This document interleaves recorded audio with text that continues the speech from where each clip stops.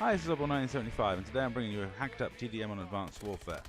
Now this is me running around TDM with the Speakeasy causing a lot of damage. In the opening clip I was actually using a different ASM one. I was using the Reckless, and I switched to Speakeasy because I needed to get some score streaks on the go, get my score streaks to drag my team back into this one. And the Speakeasy is probably the most powerful submachine gun in the game, and that's even after the most recent patch, where they've nerfed the fire rate on the ASM-1. It used to be an accelerated fire rate when you started firing the gun, and they've got rid of that.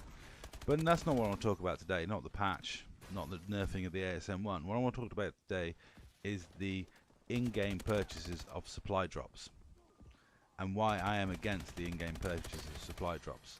Now, if you look at my cupboard, my redeemable loot, my cupboard is fairly bare. I don't have a lot of redeemable loot. I've sold it all. I don't go in for the whole dress up my dolly very much, so I've kept a few Sentinel related items and flogged everything else. I have a couple of barrels, a couple of ASM-1s and 2 snipers. And in fact, I'm planning to sell the NA-45 Ravager when I next prestige, because I've done a video on it and it's not a gun for me, but it was a fun trolling weapon. Now, why am I against these purchases? Well, there's many reasons why I'm against them. Firstly, I don't mind this sort of in-game purchases when it's on a free-to-play game on PC. But this is a AAA title that you're already spending near enough 80 quid on with the game and the season pass as it is.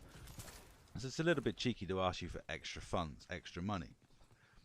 Second reason, I don't like the gambling element with the supply drops. You're not getting what you paid for. With the camos that they put in Black Ops 2, I accept. Wasn't happy about it. I didn't like people buying camos. It just seemed like, you know, just give us the camos. Why make us pay for something when we paid so much for the game? But at least you got what you paid for. You paid for a camo, you got a camo.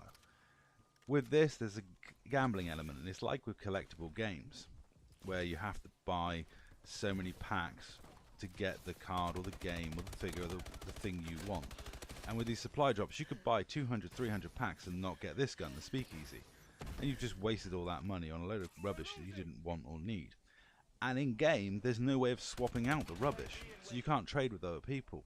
I'd much rather they put a system in where you could trade with other people. I would willingly trade my NA-45 and even my Moore's Doctor for the Obsidian Steed Bow.